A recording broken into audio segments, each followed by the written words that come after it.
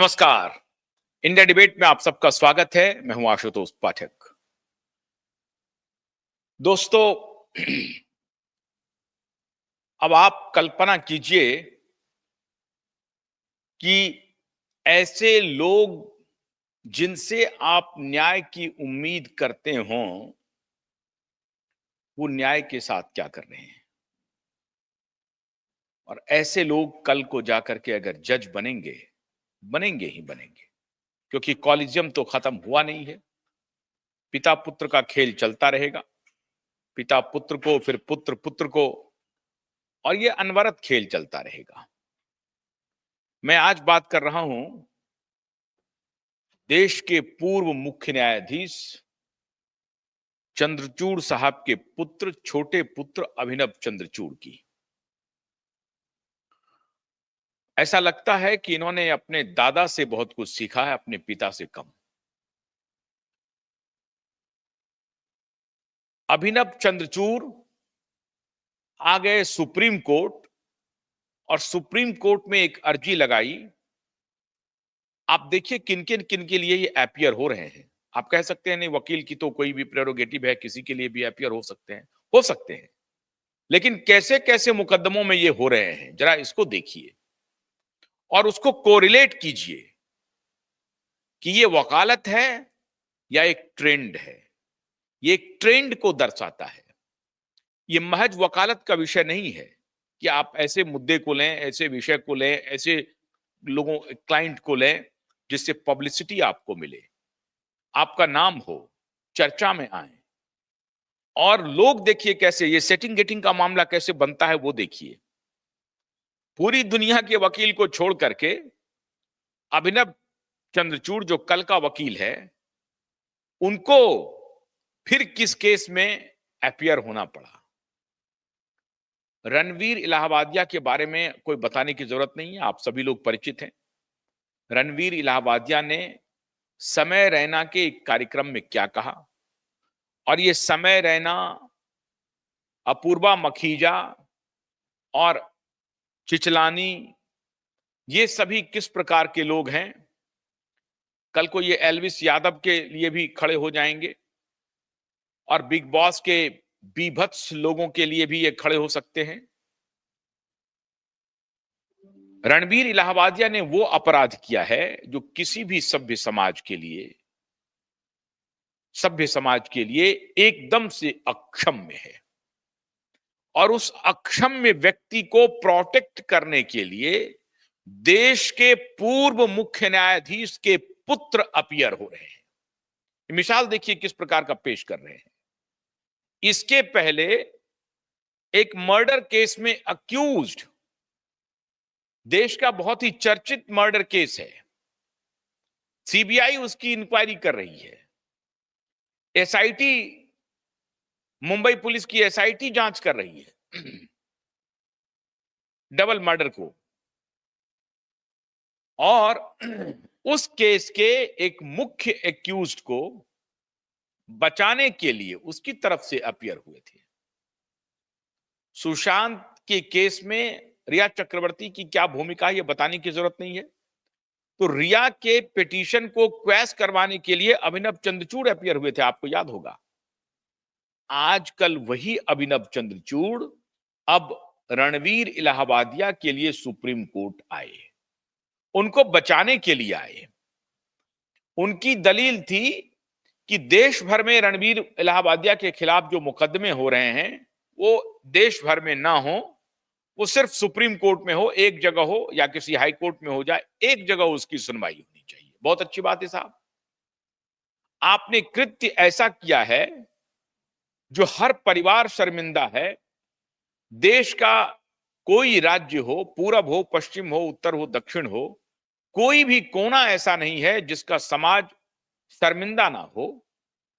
मैंने जब कहा कि हर परिवार शर्मिंदा है, तो ये तो हर परिवार से एक पिटीशन लगना चाहिए था इनके खिलाफ, और ऐसे फूहड़ लोगों के खिलाफ, समय रैना और अपूर्वा मखीजा जैसे पात्रों के खिलाफ तो हर परिवार से मुकदमा लगना चाहिए था, और लोअर जुडिशरी से लेकर के हाई कोर्ट तक और सुप्रीम कोर्ट तक मुकदमा लगना चाहिए था।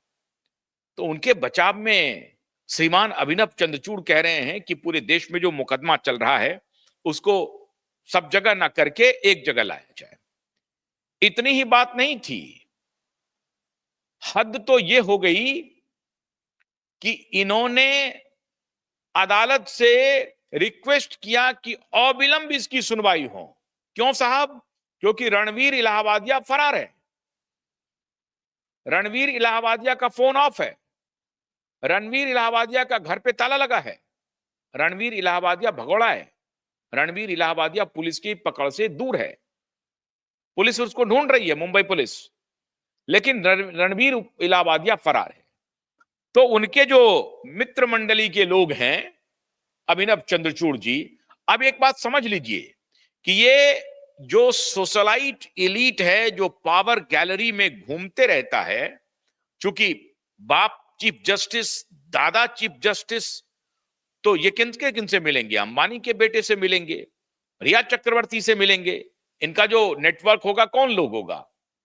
हमारे आपके जैसा कोई गली पर चलता हुआ, कोई राह चलता हुआ कोई व्यक्ति तो होगा नहीं। हम लोग तो राह चलते हुए व्यक्ति हैं साहब।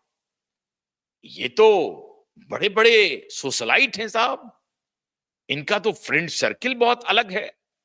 तो फ्रेंड सर्किल की वजह से इन लोगों को मिलता है इस तरह के केसेस, या इन्होंने स्व मोटो नहीं ले लिया है कि नहीं नहीं रणवीर इलाहाबादिया को बड़ा ही गलत तरीके से फंसाया जा रहा है और मैं अभिनव चंद्रचूड़ कैसे मौन रह सकता हूं, तो चलिए साहब हम चले जाते हैं इनके लिए मुकदमा लड़ने के लिए। ऐसा नहीं हुआ है। मोटी फीस लेकर के ये आदमी पहुंच गया सुप्रीम कोर्ट, और ये अपने क्लाइंट को ये तक नहीं कह रहा है कि नहीं आप सरेंडर कर दीजिए, पुलिस अगर आपको ढूंढ रही है तो ये अच्छी बात नहीं है कि आप फरार रहें, आप पुलिस के पास जाइए, पुलिस अगर आपको गिरफ्तार करती है तो आपको हैबियस कॉर्पस से साहब 24 घंटे में आपको कोर्ट में पेश करना पड़ेगा, और कोर्ट अगर आपको जमानत दे देती है तो ठीक है। दिक्कत यह है कि एक कोर्ट जमानत देगी तो दूसरा कोर्ट का पिट आ जाएगा, दूसरा देगा तो फिर तीसरे का आ जाएगा, तीसरा देगा तो चौथे का आ जाएगा। तो देश भर में इनके खिलाफ कई मुकदमे दर्ज हो गए, कई एफआईआर दर्ज हो चुके हैं। अब कई स्टेट की पुलिस इन्हें ढूंढ रही है, तो कई स्टेट की पुलिस जब ढूंढेगी तो साहब एक व्यक्ति का आपने वो अपराध किया है, आपने वो अपराध किया है जिस पर आपको जेल जाना ही चाहिए, और आपने ये समझ लिया है कि ये पूरा का पूरा मखौल उड़ाया जाए, पूरे सिस्टम का मखौल उड़ा रहे हैं आप। सिस्टम आपके लिए कुछ है ही नहीं, तो कुछ भी बयान दे दें, कुछ भी बक दें। आपने इसे यूरोप बना लिया और अमेरिका बना लिया है, ऐसा लगता है। मेंटालिटी वही है। तो समय रैना, चिचलानी, अपूर्वा मखीजा, रणवीर इलाहाबादिया, एल्विस यादव, इन सबके जो शागिर्द हैं ये हमारे रणवीर इलाहाबादिया, उनको बचाने के लिए अभिनव चंद्रचूड़ अपीयर हो रहे हैं, और उन्होंने कहा कि हमारे पिटीशन की सुनवाई जल्द से जल्द मिलॉर्ड कर ले। मिलॉर्ड ने कहा, हु आर यू? आप कौन हैं? इसलिए कि आप चंद्रचूड़ जी के बेटे हैं, हमारे पूर्व कलीग के, तो आपके पिटीशन को फौरन हम एक्सेप्ट कर लें। ये करेंगे कौन? तो वो जो जस्टिस मोहिते डेरे हैं ना, उनको जाके बताइए, या जो दीपेंद्र उपाध्याय थे ना, उनको जाकर के बताइए, जो 1.5 साल तक सुनवाई नहीं किया। ये मोरे साहब कर सकते हैं, मोरी मोहतरमा कर सकते हैं, या जस्टिस डीके उपाध्याय कर सकते हैं, मैं नहीं कर सकता। अब बोला कि इसकी लिस्टिंग हो गई है, सुनवाई होगी तो आप अपनी बात कहने के लिए आइएगा। ये नहीं है कि मैं जस्टिस चंद्रचूड़ का बेटा हूं, अब मैं भी चंद्रचूड़ हूं और मेरी सुनवाई कर लीजिए। इनकी कारगुजारी मैं आपको बताता हूं, और मुझे डर है कि किसी न किसी दिन ये जज बन जाएंगे, और इस प्रकार का व्यक्ति अगर जज बनता है, अब इसीलिए मैं कह रहा हूं कि इतिहास थोड़ा खंगालना पड़ेगा। इनके दादाजी सीनियर चंद्रचूड़ इमरजेंसी के जमाने में जज थे, और इस देश का जो सबसे काला वर्डिक्ट है, सबसे काला वर्डिक्ट, न्यायालय के इतिहास में सबसे घिनौना, सबसे काला, सबसे बीभत्स अगर कोई फैसला था तो वही फैसला था। फैसला क्या था? जबलपुर हाईकोर्ट का मुकदमा आया, जबलपुर हाईकोर्ट ने कहा, डिस्ट्रिक्ट मजिस्ट्रेट बनाम एक व्यक्ति का मुकदमा था, जबलपुर हाईकोर्ट ने कहा कि इमरजेंसी के दौरान भी right to get the justice it is your prerogative, आपको न्याय पाने का अधिकार है। आप एक देश के नागरिक हैं, आप कॉन्स्टिट्यूशनल, आपको यह पूरा अधिकार है, आपको न्याय पाने का अधिकार है, इससे आपको वंचित नहीं किया जाता है। उस पिटीशन को सुप्रीम कोर्ट में कंटेस्ट किया गया, उस आदेश को, जबलपुर हाईकोर्ट के आदेश को, और जब वो सुप्रीम कोर्ट आया तो 5 बेंच की टीम थी। सुनते जाइए, ये कितना बड़ा संयोग है।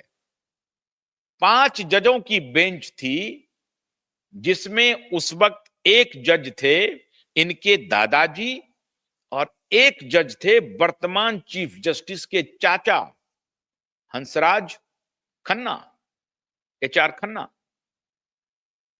हंसराज खन्ना भी थे उस बेंच में और इनके दादा भी थे उस बेंच में। एक अकेला जज जो हंसराज खन्ना थे, उन्होंने उस वर्डिक्ट के खिलाफ डिसेंट किया। उनका मंतव्य उस वर्डिक्ट के साथ नहीं था। और वर्डिक्ट क्या था सुप्रीम कोर्ट का? ये सबसे काला वर्डिक्ट है, सबसे काला वर्डिक्ट। सुनते जाइए आप। वर्डिक्ट था कि जब इमरजेंसी लग गई है तो आपको न्याय पाने का अधिकार खत्म हो गया है। देखते जाइए, इंदिरा गांधी की भाषा हूबहू टोकिया, उसी को समझा, उसी की भाषा को समझा, उनके बेटे के डंडे को समझा, और पूरा जुडिशरी इंदिरा गांधी और संजय गांधी के सामने नतमस्तक हुआ, और उसमें इनके दादा भी शामिल थे, सीनियर चंद्रचूड़ साहब।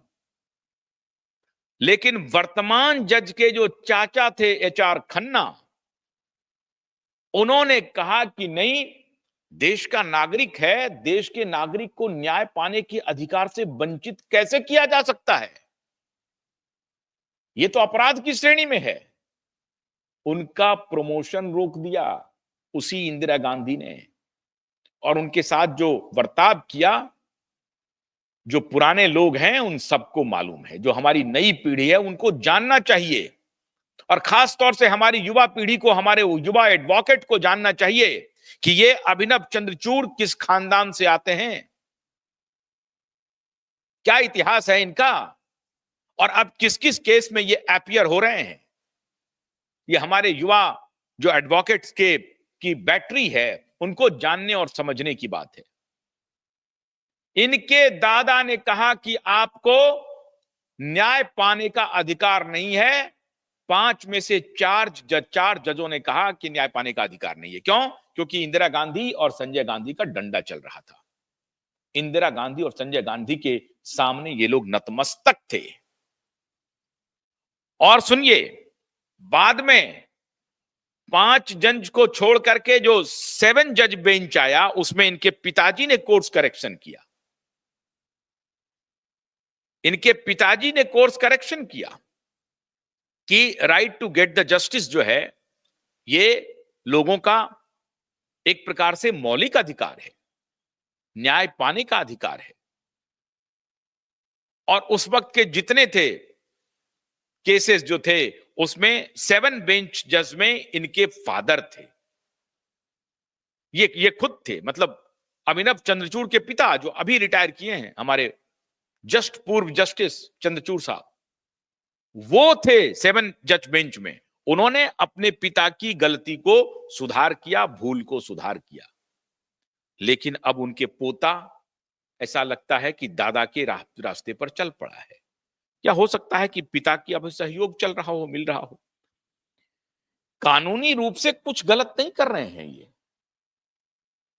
किसी भी क्लाइंट के लिए अपीयर होना, ये उनका प्रेरोगेटिव है, ये उनका अधिकार है। ये चुन सकते हैं, कशाब को भी चुन सकते हैं, दाऊद को भी चुन सकते हैं,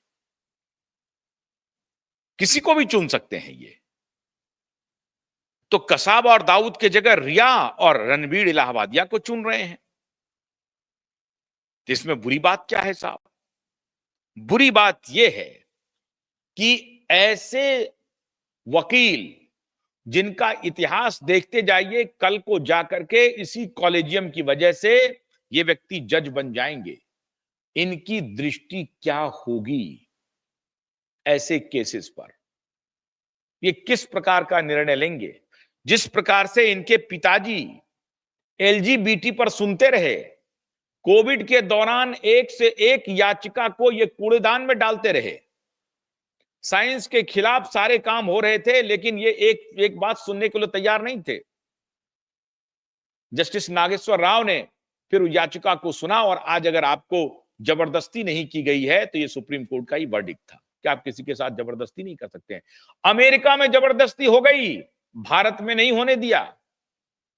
तो कुछ जजों ने न्याय प्रक्रिया की लाज रखी, लेकिन यहां आकर के ये अपने पिता का एक प्रकार से अहंकार देखिए कि ये जज साहब को कह रहे हैं कि जल्द से जल्द इसकी सुनवाई कर लीजिए। जस्टिस खन्ना ने कहा कोई जल्दबाजी नहीं है, वक्त से ही सुनवाई होगी। ये बात उन्होंने कहा, लेकिन ये बात नहीं कहा कि ऐसा कोई महान काम रणबीर इलाहाबादिया ने नहीं कर लिया है जिससे हमारे देश का जो है सो अंतरराष्ट्रीय जगत में जो है बड़ी परेशानी होने वाली है। फौरन उठ करके आइए और इसकी सुनवाई कर लेते हैं रणबीर इलाहाबादिया की। बहुत देश के भावी युवा हैं जिन्होंने देश का बड़ा मान बढ़ाया है और वो क्राइसिस में है। वो देश का अपमान कर रहे हैं, देश की जगहसाई कर रहे हैं पूरी दुनिया में। उनको सुनने के लिए हमारे पास कोई वक्त नहीं है। तो संजीव खन्ना ने छोटे चंद्रचूड़ को उनकी औकात दिखा दी। अब सवाल है कि रणबीर इलाहाबादिया, समय रैना जैसे लोगों का ये क्यों केस ले रहे हैं? हमारे पास जो विश्वस्त सूत्रों से खबर है, कुछ दिन पहले इनका एक वीडियो वायरल हुआ था। आपने पता नहीं देखा नहीं देखा, कश्मीर के मुद्दे पे। कश्मीर के मुद्दे पे बड़ा ही ओजस्वी भाषण ये दे रहे थे। कश्मीर के साथ क्या करना चाहिए, कश्मीर के साथ क्या नहीं करना चाहिए। असल में ये पूरा लीग जो है वो देश विरोधी गतिविधियों में जो भी इस तरह की बातें होंगी उसको प्रमोट करने का सुपारी मिला हुआ है ये पूरे लीग को। और इस पूरे लीग का संपर्क सोरोस गैंग से है, गेट्स गैंग से है। इसीलिए इनको ऊपर से ये हार्वर्डियन जो लॉबी है ये वो लीग है। तो हार्वर्डियन लॉबी को देश की संस्कृति सभ्यता इससे कोई लेना देना नहीं है। वो एक अलग पैराडाइज में जी रहे हैं। उनको लगता है कि उनका जो स्वर्ग है वो इस नर्क की दुनिया से बिल्कुल अलग है। तो वो अपना विचार, अपना मन अपने तरीके से बनाते हैं। तो ये महज संयोग नहीं है कि कश्मीर के मुद्दे पर इनका जो बयान है वो एक प्रकार से नेशनल नैरेटिव के खिलाफ, जो हमारे राष्ट्रीय नैरेटिव है, जो हमारे सरकार की नैरेटिव है, उसको चुनौती दे रहा है। तो चाहे अरुंधति रॉय हो, चाहे और दूसरे वकील हों, और इस केस में मैं समझता हूं कि हमारे मित्र भी हैं, लेकिन मैं नाम लेना अनुचित नहीं मानूंगा क्योंकि इस मुद्दे पर उनकी जो दृष्टि है उनसे मेरी भिन्नता है। प्रशांत भूषण जी, कश्मीर के मुद्दे पर जो उनका बयान है उससे मेरी मत भिन्नता है। और अभी बहुत बड़ा खुलासा हो रहा है कि उनके भी नाम आ रहे हैं यूएस एड वाले मामले में। अब कितनी सत्यता है मुझे नहीं मालूम है, लेकिन सही बात यह है कि माननीय विजय अभिनव चंद्रचूड़ जी उसी लीग को एक्सपैंड कर रहे हैं। मैंने दादा के बारे में बताया आपको कि किस प्रकार से right to get the justice को उन्होंने डिनाई किया था, और पिता किस प्रकार से एलजीबीटी में की सुनवाई में इन्वॉल्व रहे। लेकिन कोविड के दौरान जितनी याचिकाएं आ रही थी, जो भी शक्ति की जा रही थी, जो अनसाइंटिफिक सख्ती हो रहे थे, उसको सुनने के लिए साइंटिफिक आर्गुमेंट सुनने के लिए। तो ये साइंटिफिक आर्गुमेंट सुनने के लिए तैयार नहीं थे। अब इनकी हैसियत नहीं है उस साइंटिफिक आर्गुमेंट को सुनने की। और इतने अद्भुत इंसान हैं। उस वक्त कहते थे ये आयुर्वेद और नेचुरोपैथ ये क्या बात कर रहे हैं, ये सब कोई मतलब नहीं है। जो कहा जा रहा प्रोटोकॉल डब्ल्यूएचओ का एक फ्रॉड ऑर्गेनाइजेशन का, जिसका मुखिया एक फ्रॉड व्यक्ति हो, उसके सारे आर्गुमेंट को मानना चाहिए, सरकार को बाध्यकारी है। और अभी कुछ दिन पहले इन्होंने कहा कि प्रधानमंत्री ने मुझे फोन करके कहा कोविड के दौरान जब मुझे इन्फेक्शन हुआ, तो कहा कि नहीं नहीं कुछ मत करिए, घरेलू ये उपचार है, ये उपचार कीजिए। और फिर मैं घरेलू उपचार से ठीक हो गया। अद्भुत इंसान है। एक तरफ वो भी करते हैं और एक तरफ ये भी कहते हैं। और इन्हीं के समय में हॉलिस्टिक हीलिंग सेंटर का उद्घाटन भी हुआ उसी सुप्रीम कोर्ट में। तो एक तरफ तो इसी हॉलिस्टिक हीलिंग की याचिकाएं जा रही थी, कहा जा रहा था कि साहब ये जितना मीडिया इसको दिखा रही है, एक बहुत बड़ा कॉन्स्पिरेसी चल रहा है, उस कॉन्स्पिरेसी को आप लोग समझिए, समझाने की कोशिश हम लोग कर रहे थे। ये लोग मानने के लिए तैयार नहीं थे, क्योंकि अमेरिका से गाइडेड थे। अमेरिकन क्या कह रहे थे, और अमेरिका में जो गाइड कर रहे थे उनकी अब इंक्वायरी शुरू हो गई है ट्रंप के आने के बाद। इस पर मैं बहुत सारी बातें कई बार में बता चुका हूं आपको। लेकिन ये उस वक्त उसी लॉबी के साथ थे, क्योंकि लॉबी का आदेश कुछ और था। क्योंकि इसके पहले जो चीफ जस्टिस थे रमन्ना, उनका तो डायरेक्ट कॉन्फ्लिक्ट ऑफ इंटरेस्ट था, जिसको हम लोगों ने एक्सपोज किया था भारत बायोटेक कंपनी के साथ। जस्टिस रमन्ना का जो मिलन था, उनकी माता का जी का जो शेयर था, डायरेक्ट कॉन्फ्लिक्ट ऑफ इंटरेस्ट था। वो जाकर के भारत बायोटेक के प्रोडक्ट के बारे में जाकर के अवार्ड भी देके चले आए थे। तो ये मैं अब पूरी जिम्मेदारी के साथ ये कह सकता हूं कि हमारा जो सुप्रीम जुडिशरी है, हाई कोर्ट और सुप्रीम कोर्ट, उसमें करप्शन अपने पीक पर है। भ्रष्टाचार तो पहले से भी था। अभी दिल्ली हाई कोर्ट के जज जो आजकल चले गए हैं कोलकाता, उनका ट्रांसफर कर दिया गया। मैं क्यों इस जिम्मेदारी के साथ कह रहा हूं कि किस प्रकार के जज बन रहे हैं, बनाए जा रहे हैं। एक व्यक्ति जो वकील था, एक हमारे आईपीएस मित्र हैं, वो कह रहे थे कि उनको ड्राफ्टिंग तक नहीं आती थी, लेकिन खैर वो जज बन गए। जज बनने के बाद ऐसे व्यक्ति अगर जज बनते हैं तो क्या करते हैं वो सुनिए। दिल्ली में उनका एक कुत्ता खो गया, और उस कुत्ता खोने के मुद्दे पे उन्होंने दिल्ली पुलिस कमिश्नर की क्लास लगा दी और कहा कि साहब ये कुत्ता मेरा खो गया, तुम्हारी हैसियत क्या है, तुम एक कुत्ता नहीं ढूंढ पाते हो। पुलिस कमिश्नर की बात लगा दी। बाद में ये मामला मीडिया में आया। पुलिस कमिश्नर भी बहुत होशियार थे, उन्होंने लीक कर दी बात। मीडिया में आया, मीडिया में हाय तौबा मचा। तो इन्हीं जैसे लोगों ने, जो सुप्रीम कोर्ट के माननीय जजेज हैं, उन्होंने इनको बचाते हुए इनको ट्रांसफर कर दिया, क्योंकि यहां उनकी दुकान चल रही थी। उनका भाई जो है वो तथाकथित पत्रकार है और आजकल सत्तारूढ़ पार्टी में चला गया है। तो तथाकथित पत्रकार और जज दोनों मिलकर के ये धंधा चला रहे थे पूरा। भ्रष्टाचार के कई उनके खिलाफ संगीन आरोप हैं। यही प्रशांत भूषण ने कहा था कि 10 में से 9 जज करप्ट हैं, जिनके ऊपर इन्होंने मानहानि का मुकदमा किया था, और 1 रुपए दे करके माफ कर दिया इन्होंने। अरे 1 रुपए दे करके माफ नहीं किया, इन्होंने भी इज्जत बचाई अपनी। कहा कि हो सकता है कि माफी ना मांगे, और उनको भी लगा कि साहब दाल रोटी यहीं से चल रही है, हम फंस जाएंगे, बहुत सारा हमारा पेंडोरा बॉक्स खुल जाएगा। वो भी चुप हो गए साहब। तो चुप होकर के सहमति बन गई। और मैंने कई बार निर्मल यादव से लेकर के कई जजेस का मैंने जिक्र किया है इसी रिया चक्रवर्ती के मामले में, कि कितने जजेज कितने जेल गए हैं और कितने के ऊपर संगीन मामले चल रहे हैं, उनकी सुनवाई हो रही है। तो इस प्रकार के वकील कल को जज बन जाएंगे तो क्या होगा। जो रणवीर इलाहाबादिया के लिए अपियर हो रहे हैं और रिया चक्रवर्ती के लिए अपियर हो रहे हैं, और सुप्रीम कोर्ट को दबाव बना रहे हैं, क्योंकि मैं पूर्व चीफ जस्टिस का बेटा हूं। तो ये तात्पर्य यह है कि यह महज संयोग नहीं है कि जूनियर चंद्रचूड़ को प्रैक्टिस करने का अधिकार नहीं है, पूरा अधिकार है। लेकिन वो केस कौन कौन ले रहे हैं वो देखिए, वो कौन कौन केस ले रहे हैं, और इससे एक ट्रेंड पता चलता है। कि ये किस लॉबी को रिप्रेजेंट करते हैं, किस प्रकार के केस इनके पास आते हैं, क्यों आते हैं। अब यहां पर पिता पदस्थापित है दिल्ली में, पुत्र वहां पर कर रहे हैं, और ये मिलजुल करके फिर ये खेल चलता शुरू हो जाएगा। आम लोगों को पता भी नहीं चलेगा। कोई बोलेगा तो उनको कंटेम्प्ट ऑफ कोर्ट का डर दिखाया जाएगा, और यहां सेटिंग गेटिंग चलता रहेगा।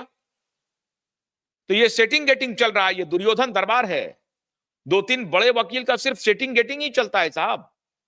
ये बात किसी से छिपी हुई नहीं है। अगर सेटिंग गेटिंग नहीं चलता तो सुप्रीम कोर्ट ने अभी तक सीबीआई को पूछा क्यों नहीं कि सुशांत का स्टेटस रिपोर्ट कहां है। सेटिंग गेटिंग का ही नतीजा है। अब आपको दृश्य समझ में आ रहा है कि छोटे चंद्रचूड़ अब रणवीर इलाहाबादिया के लिए भी अपियर हो रहे हैं और रिया चक्रवर्ती के लिए भी अपियर हो रहे हैं। कैसे इन्फ्लुएंस किया जाता होगा अदालत को, कैसे इन्फ्लुएंस किया जाता होगा सीबीआई और एसआईटी वगैरह को, क्योंकि सुप्रीम कोर्ट के आला जजेस ही इन्फ्लुएंस हो रहे हैं, हाई कोर्ट के जज इन्फ्लुएंस हो रहे हैं। देवेंद्र उपाध्याय ने 1.5 साल तक कोई सुनवाई नहीं की, आजकल वो दिल्ली हाई कोर्ट के जज बन गए हैं। तो ये तो है हमारी जुडिशरी के करप्शन का हाल। अब ईश्वर ही हमें बचाए, लेकिन इतना तय है कि अभी माननीय चीफ जस्टिस जस्टिस खन्ना ने थोड़ी सी लाज बचा के रखी है न्याय की, और उन्होंने कहा कि साहब ये नहीं चलने वाला है कि चंद्रचूड़ के बेटे हो तो तुम्हारी बात पहले सुन ली जाएगी, ये सब नहीं चलेगा, वक्त से ही आएगा। लेकिन एपियर किन के लिए हो रहे हैं ये तो विषय महत्वपूर्ण है, और अभिनव चंद्रचूड़ ही क्यों एपियर हो रहे हैं ये भी महत्वपूर्ण है। तो अब सारा परिदृश्य मैंने आपके सामने रख दिया, स्थिति आईने की तरह साफ है। अब अगर दिशा और सुशांत के मामले में कुछ भी भटकाव हुआ तो कुछ बताने की जरूरत नहीं है। सोमवार को एक बहुत इंपॉर्टेंट बात मैं आपको बताऊंगा, जिसके लिए हम लोगों का प्ली जो हाईकोर्ट में हुआ है वो क्या हुआ है दिशा और सुशांत के मामले में। विदा लेने से पहले मैं आप सबसे अनुरोध करता हूं कि आप हमारे चैनल की मेंबरशिप ले सकते हैं यूट्यूब पे आके। जिन्होंने हमारे चैनल को सब्सक्राइब नहीं किया है मैं उनसे आग्रह कर रहा हूं कि वो सब्सक्राइब कीजिए। मेंबरशिप लेंगे तो हमें एक सहयोग मिलेगा, आपकी आपका हौसला मिलेगा और आपका हिम्मत मिलेगा। लाइक भी करें वीडियो को, हमारे वीडियो को शेयर भी करें। हमारे qvibe.in पर भी जाएं, आपको बहुत रोचक जानकारी आपको वहां पर मिलेगी। और prakashtv.in पर जाएं, हिंदी में सारी खबरें आप देख सकेंगे। अंग्रेजी में देखने के लिए qvibe.in पर जाएं। फेसबुक पेज को भी फॉलो करें, हमारे इंस्टाग्राम पेज को भी फॉलो करें, और हमारा जो एक्स प्लेटफॉर्म है qvibe का उसको जरूर फॉलो करें। ये हम आप सबसे अनुरोध कर रहे हैं। और यूट्यूब चैनल को अभी इसी वक्त अगर कृपा करें तो आप सब्सक्राइब करें, लाइक शेयर करें। बहुत बहुत शुक्रिया। नमस्कार।